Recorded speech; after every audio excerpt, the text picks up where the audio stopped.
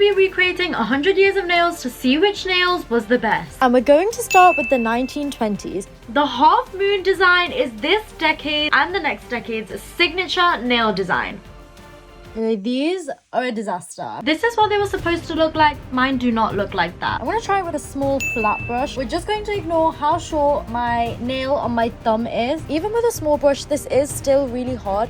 I don't know if it's because I'm using nail varnish, and because nail varnish dries so quickly, it's a bit harder to move it. Rating these nails on its looks, I'm gonna give it a 2 out of 5. Maybe my nails are just too short for this nail design. And how easy it was to do, I'm gonna give it a 0. This was not easy at all. This was hard. This was so hard. It took me half an hour just to do this. The half moon manicure remained popular in the 1930s, which moves us to the 1940s. Paris brought bright red to the market in the 1940s. Red became a color of passion, matching the wartime standard for World War II. And these nails are so easy to do. I mean, it's just painting your nails. How hard can it be? And they look, I would say, they're simple, they're red. Let's give it a 4 out of 5. They look really, really good. And I mean, these kind of nails suit any length, long or short. The 1950s, and guess what was invented? And of course the color is red again. A dentist, Fred Slack, created the first press-on nail when he broke his fingernail at work and created a replacement. Look at that red. I got my fingerprint on it. I was checking if it was dry and I got my fingerprint on it. So I'm applying the press-on nails. I love the length, I love the color.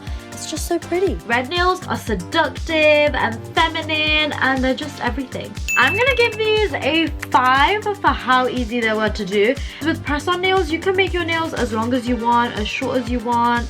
So I'm gonna give it a 4 on looks. Now to the 1960s, and let me tell you, their nails are no longer red. The hippie influence has given us these beautiful pastel colors. These are the pastel nails, and I mean, who doesn't love a good pastel moment?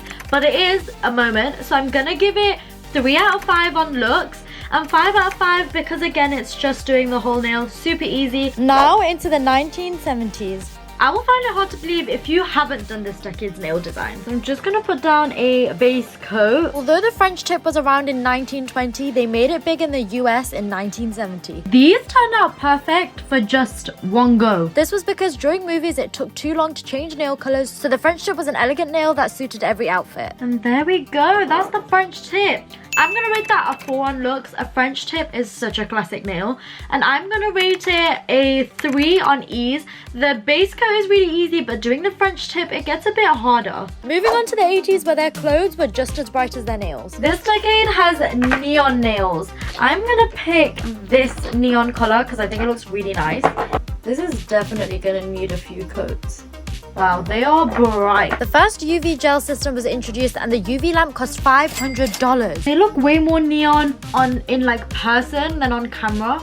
I just don't know if I could rock these like every day, all day. I'm gonna give it a 4 out of 5. But how easy to do? 5 out of 5. The 1990s had two main nail trends influenced by hip-hop and grunge music. The common shades for the grunge look was like dark blues, dark purples, and black, and I've opted for black. I honestly think a dark nail look is so underrated. When it comes to winter and autumn, dark nail looks are they're just it. I can't give it more than a 3 because it's pretty simple, and how easy it is to do, a 5 out of 5 because it just is. I tried to find this nail online, and these were the 2 closest pictures to show me exactly what these nails look like. They're even in the Museum of Modern Art because they were so iconic. People had gems, rhinestones, and crystals all over their nails, but these nails took them to the next level. So this is my fake $100 bill.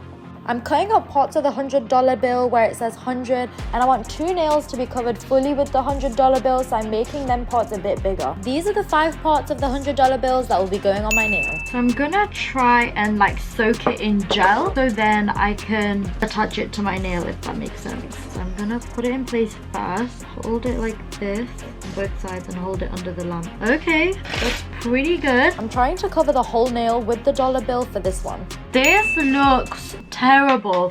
This time I'm cutting the whole nail piece into 2 pieces, and let's see if that works better.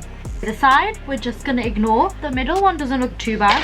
Adding the French tip is so much easier than adding the whole nail, and top coat for the final touches. The original nails, they look amazing. Mine get like a 2 out of 5. The two ones in the middle are so chunky. I just think I could have done a better job. How easy it was to do. The French tips weren't too hard, but the middle ones with the whole nail, oh my god, that was so difficult. I'm gonna give it a 2 out of 5. This is the decade when I was born. These nails, I do not remember. I was way too young to remember what the most popular nail was. I'm taking off the previous nails and I put on a peel off base, so it's so satisfying to just peel the nails off. So I'm gonna do my nails in this gold chrome. I don't know if they used chrome powder in the 2000s, maybe the foil chrome. I learned a trick that you're supposed to like float the polish just on top of the chrome so no glitter gets stuck in it. Looks wise, I'm gonna give these nails a 4 out of 5. I think I prefer chrome on designs on nail instead of the whole nail, but overall it's still pretty good. And how easy it is to do, I'm gonna give it a 4 out of 5. They're pretty easy. It's just rubbing chrome on a nail. There are a bit more steps than just doing your whole nail, but overall pretty easy. Moving into the 2010s. I remember the galaxy print being on jumpers, backpacks, leggings. It was everywhere. So I'm putting like a blue background for the sky. I'm gonna put this latex tape around my nail. This next part is gonna be a little bit messy. And I'm gonna use a nail hack to help me complete this look. Okay. I'm starting with a deep purple to create a gradient before I add more colors, and I'm tapping in the sponge to create the galaxy effect. Will this work? Honestly, I don't know. Color 2 is only a few shades lighter. I'm adding another shade of purple, which is a bit more pink, because I want to slowly make it lighter and edge it towards a pinker shade. This is the last color, and I feel like the pink will add some brightness. I'm not adding the pink everywhere, just in some areas. And I'm just going to bring some of that dark blue back into the nails just to blend it all in a bit better. I'm adding some stars because, I mean, it is the galaxy. Oh my god, this is so satisfying. I learned that getting this on your cuticle will make it so hard to peel off. And adding the top coat just completes it. The sponge making the galaxy effect was just, it looks so good. There was lots of layering colors on top of each other, creating the stars. So it wasn't the easiest to do. So I'm going to give it a 2 out of 5. And looks wise, I'm going to rate it a 5 out of 5. Now bringing us up to date to 2020. This decade has so many trends coming in and out. And with the rise of social media, there are even more trends and styles and ways to do your nails. A milky white is just so understated and elegant. I love it. I've chosen to do the trend that went viral everywhere, the donut glazed nails. So I'm gonna use the mermaid powder.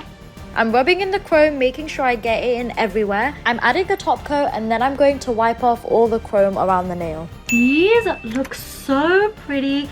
They weren't that hard to do. I'm gonna give it a 4 out of 5. I did have to add a few layers of white, and I did have to rub some chrome on, so I'm gonna give it a 4 out of 5 because it's not quite straightforward. These were 100 years of nail trends. Which ones were your favorite, and which ones would you like to see come back again?